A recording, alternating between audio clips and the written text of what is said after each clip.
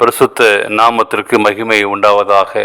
இந்த காலை வேளை உங்கள் அனைவரையும் ஆண்டவராக இயேசு கிறிஸ்துவின் இன்ப நாமத்தில் உங்களை அன்போடு வாழ்த்தி வரவேற்கிறேன்.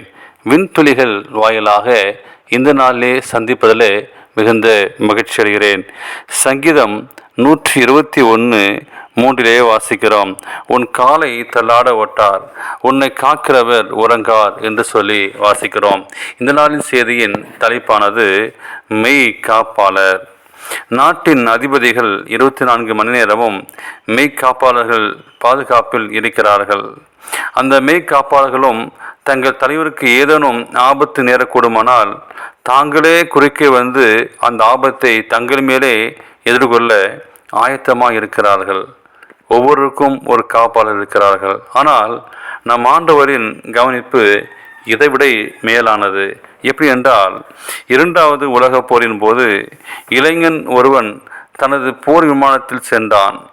அவ்வாறு விமானத்தில் சென்று ஜப்பானில் ஆக்கிரமிப்பு செய்யப்பட்டிருந்த சிஜிமா தீவின் மீது தாக்குதல் தொடுத்தான்.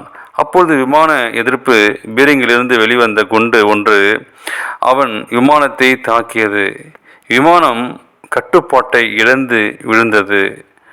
அவன் பாராசூட் மூலம் பசிபிக் மகா சமுத்திரத்தில் குதித்தான். மற்றொரு விமான ஓட்டி வானொலி மூலம் அவன் விழுந்த இடத்தை கப்பற்படை தளத்திற்கு தெரிவித்தார்கள். சில நிமிடங்களுக்குள் ஓர் நீர்மூழ்கி கப்பல் அவன் விழுந்த இடத்தின் அருகே கடலின் மேற்பரப்பில் வெளிப்பட்டது. அவன் கப்பலில் ஏறிக்கொள்ளப்பட்டான். கப்பலில் ஏறிய அவன் தனது உயிரை காப்பாற்றியதற்காக ஆண்டவரை துதித்தான். அந்த இளைஞன் தான் பின்னர் அமெரிக்காவின் 41வது அதிபராக பதவியேற்ற ஜார்ஜ் புஷ் சீனியர்.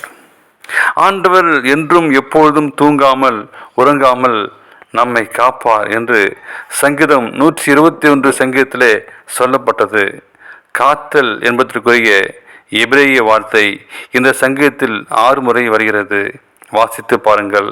உன்னை காக்கிறவர் உறங்கார்.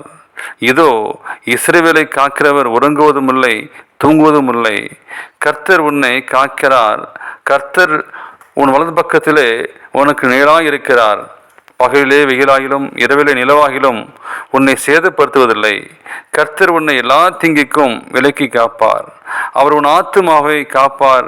கர்த்தர் உன் போக்கையும் வரத்தையும் இது முதற்கொண்டு என்றென்றைக்கும் காப்பார். அவர் அனைத்து வகையான ஆபத்துகளிலிருந்தும் நம்மை காப்பார் என்று கூறப்பட்டுள்ளது. தேவன் தமது காலை தள்ளாட விடமாட்டார். வெயில் நிலவாக இருந்து நம்மை காப்பிறார். அனைத்து தீங்கிலிருந்து நம்மை காப்பார் நம் தேவன். அதுவும் கண் இமையை போல காக்கும் நம் தேவன் நம்முடைய வாழ்க்கையில் முழுவதுமே மெய்காப்பாளராக இருந்து நம்மளை பாதுகாக்கிறார். அப்படிப்பட்ட பாதுகாக்கின்ற தேவனை நாம் உறுதியாய் பற்றி கொள்வோமா?